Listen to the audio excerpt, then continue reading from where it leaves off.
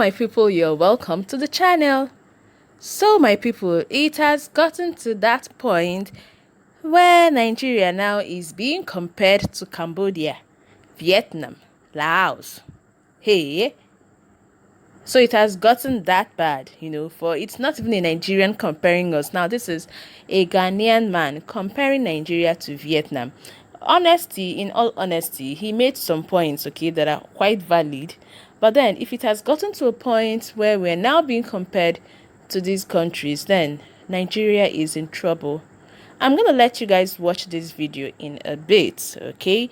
But before then, I want to encourage you to please support this channel by subscribing to the channel and also tap on the notification bell so that every time I drop a video on this channel, you will get notified. So please turn on the notification bell and watch the video. I want our children to liberate their minds, from this receivership mentality, aid-dependent mentality that somebody else has to come to Africa to solve our problems. That's not what I see in Asia. I've spent over 20 years now in the development field. The last 20 years going to Asia. When I go to Asia, I don't see a depressed Asia. I don't see Asians waiting for somebody to come, give them aid to solve their problem. No way. I see Asians thinking competitiveness, technology transfer, trade, and they're ready to be creative to compete. We are not the only ones who had conflict. Cambodia had conflict. Vietnam had conflict.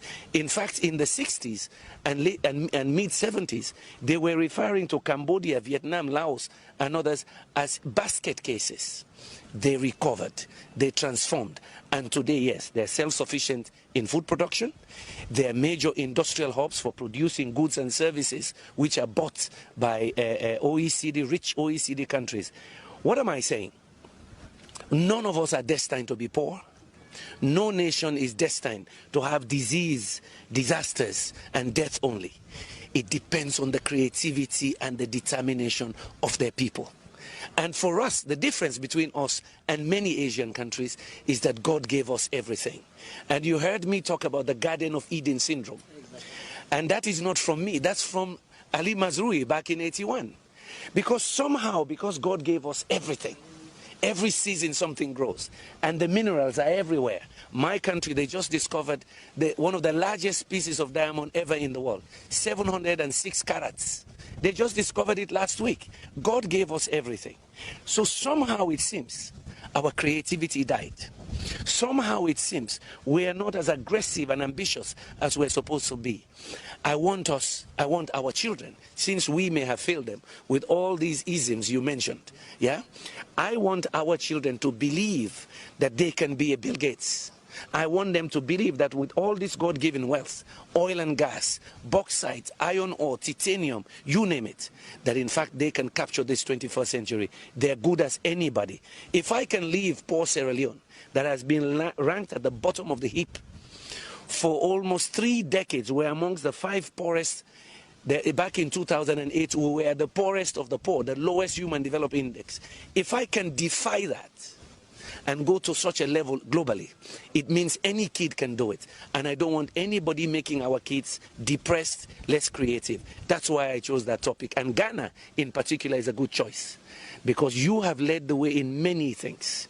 Your vision, in fact, of Kwame Nkrumah was 50 years before he's, ahead of time. But Ghana is in a position today, with your newfound wealth of oil and gas and your strong agricultural base, to say, fine, we show the rest of Africa what it means to be successful. That is very interesting. Frankly speaking, you've just mentioned oil. I was going to ask a different question, but I'll just touch it briefly and then we go back. In 2010, you were here. And that was the time that we started, this whole prospecting for oil and getting oil.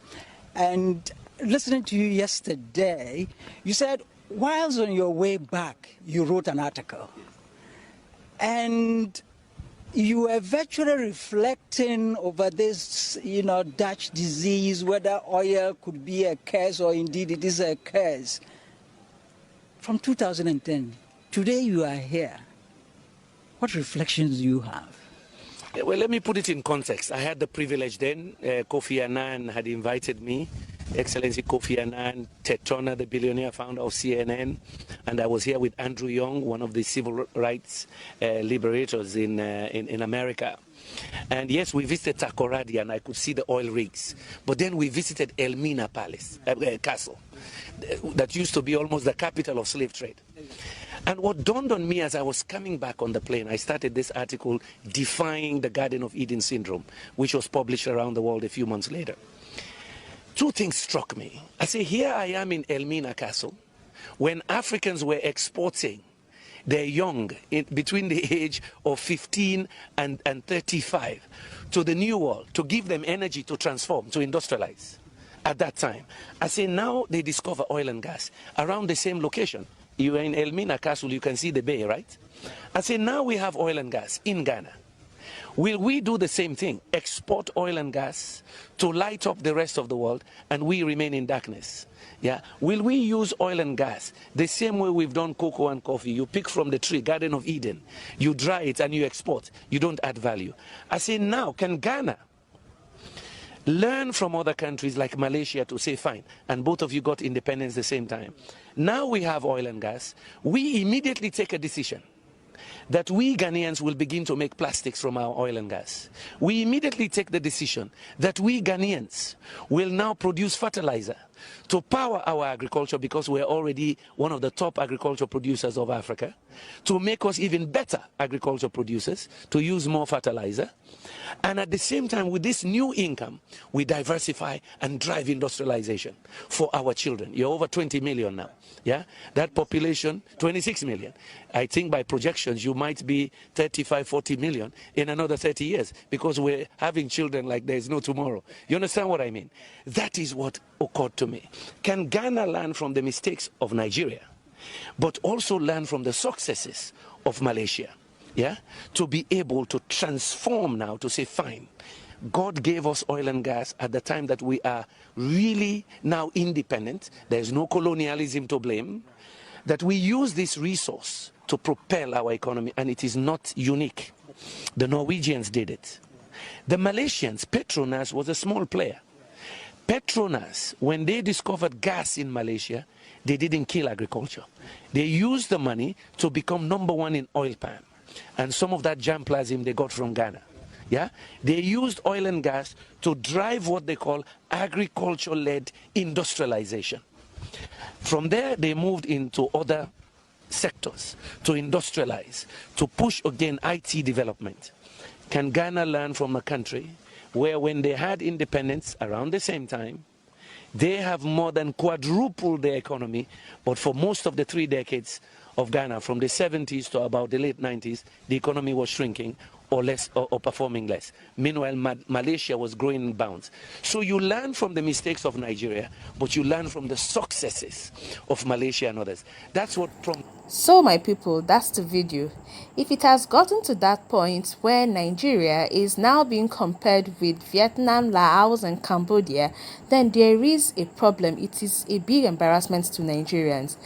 Nigeria, for Christ's sake, is a giant of Africa. With all the resources we have, if we're being compared to Cambodia, wait, I'm not saying that Cambodia, Laos or Vietnam is bad. Please don't get me wrong. I'm not saying that. I'm only considering the let me say their background, especially that of Cambodia. If you look them up on Google, okay, you find out about the war they had some time ago. Okay, so with all the war and the resources that are limited, compared to we Nigerians that have unlimited resources. If it has gotten to that point where we are being compared to them, okay, and they are taking the upper hand, then Nigeria is in a mess. And then it got to the point where he had to use us as a case study for mistakes and failures. Man, that one really got me, seriously. I'd like to hear from you guys. Do you think this man has made sense in all that he said? Do you think he really made sense? And do you think he was nice or good with his comparison of Nigeria to, Cambodia, to Ghana, to Vietnam, to Laos? Do you think all he has said has made sense. I'd like to read from you guys. Please feel free to drop it in the comment section below. I'll be over there to read it. And like I earlier said, please do not forget to subscribe to the channel, and also turn on the notification bell as well. Like and share this video, and thank you for watching. Bye bye.